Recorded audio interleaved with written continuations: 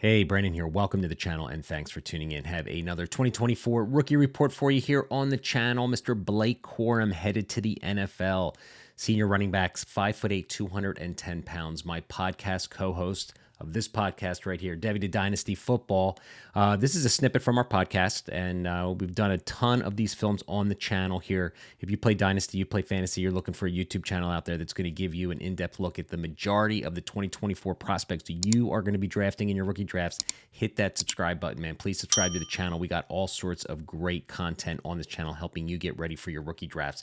Jason and I are going to go through his stats. We're going to go through his scouting report. We're going to talk about his draft capital.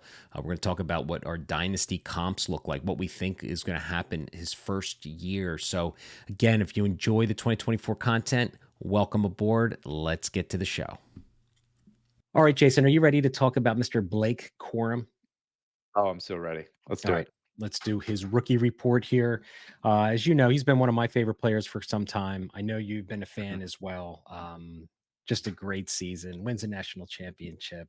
He's headed off to the NFL. So let's get right into his rookie report and what we see in Blake Corum and talk about what kind of future dynasty asset he hopefully will become for us. So he's 5'8", 210 pounds. He is a true senior.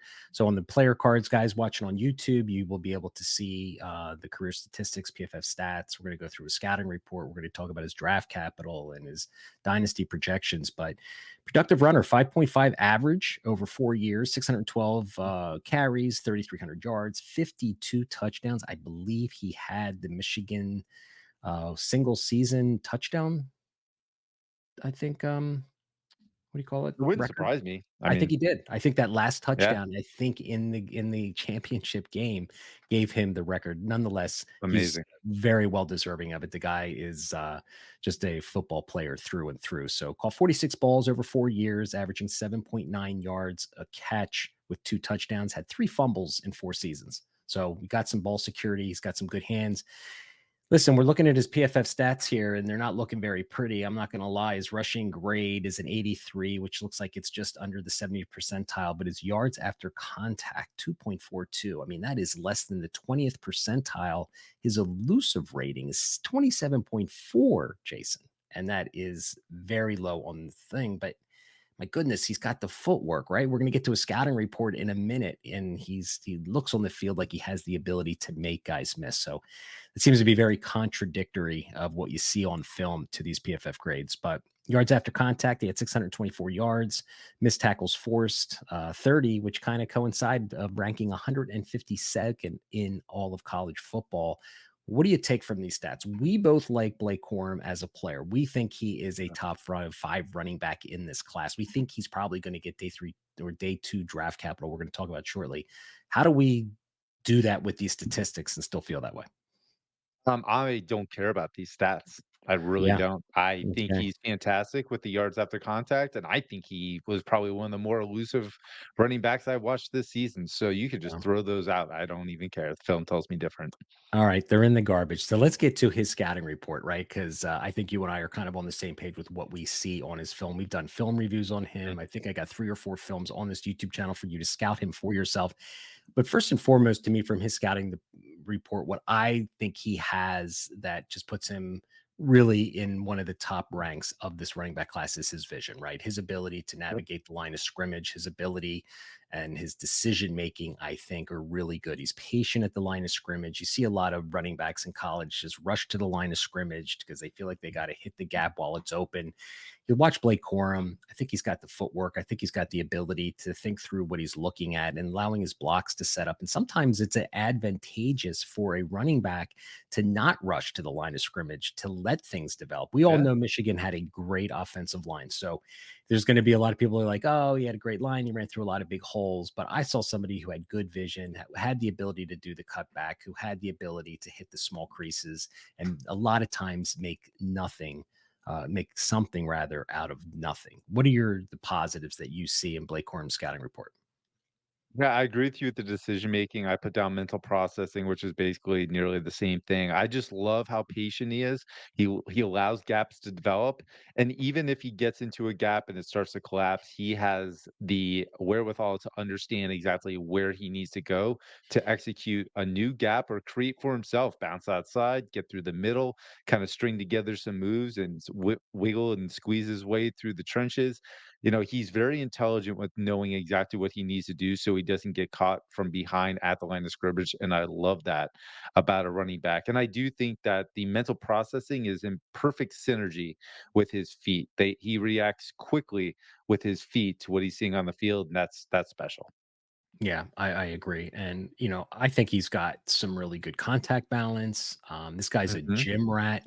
We want to talk about intangibles of a football player. I don't think there's going to be a team that interviews this kid and isn't going to want him in their locker room. I think he is just a workaholic. I think he'd be just an overall solid player. So I agree. if we're gonna, the things that people are gonna knock Corum on, the people who are not fans of Corum are gonna talk about his size and his age, right?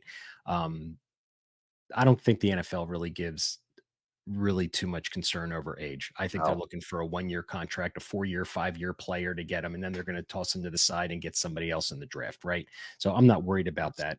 His size, right? I mean, that's what people are going to say. They're going to say that, he can't move the piles.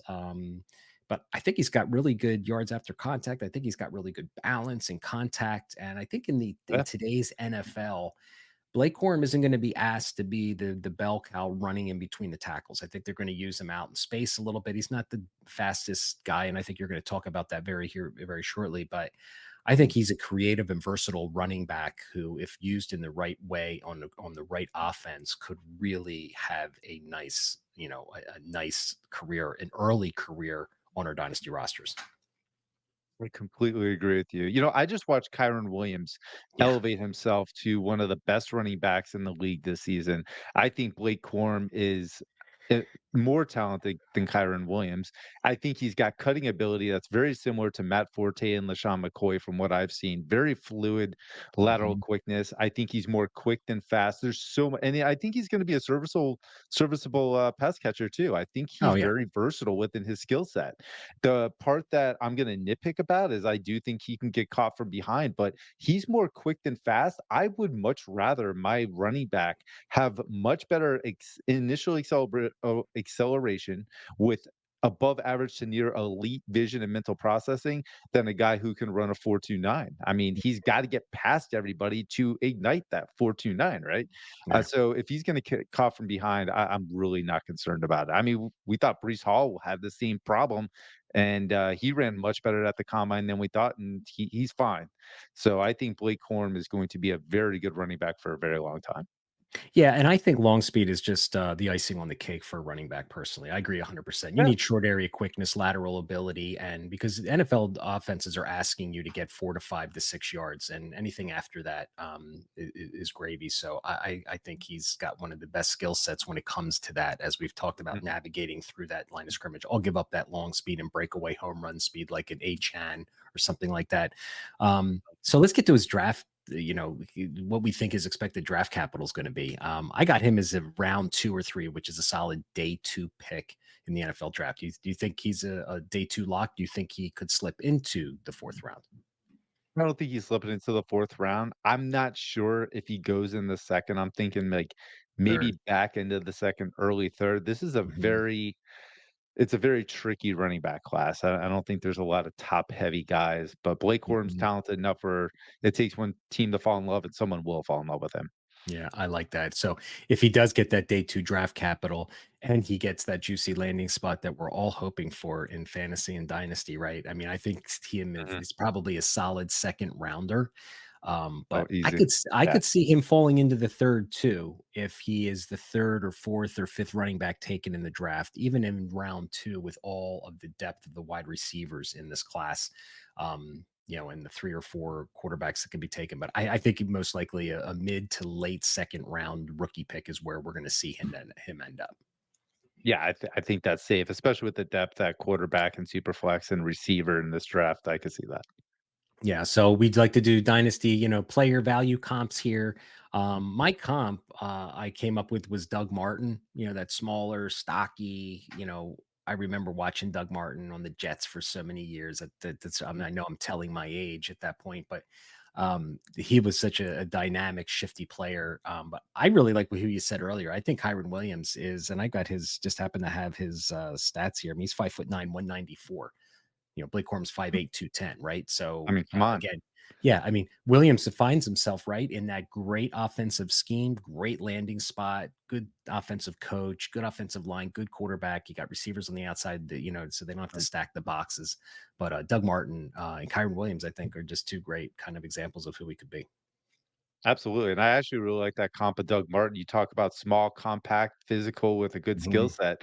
I mean, I have Maurice Jones-Drew, which is very similar, Yeah, so I it's think a we're good on the one. same I page as like far as that. what we're looking at, what we think Blake Corum could be, and that's good company to be in.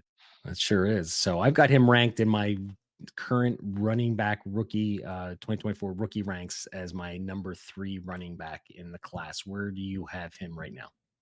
Yeah, Trevion Williams went back to Ohio State. Blake Corum slid right into my number 1 spot. I mean, I like I it. don't have a lot of questions about it, man, and you said at the age, I'm not even concerned about that at all. So if you're going to take anything away from this video, throw the PFF stats out the window. That's what we're telling you to do. So, so there's our rookie report on Blake Corum.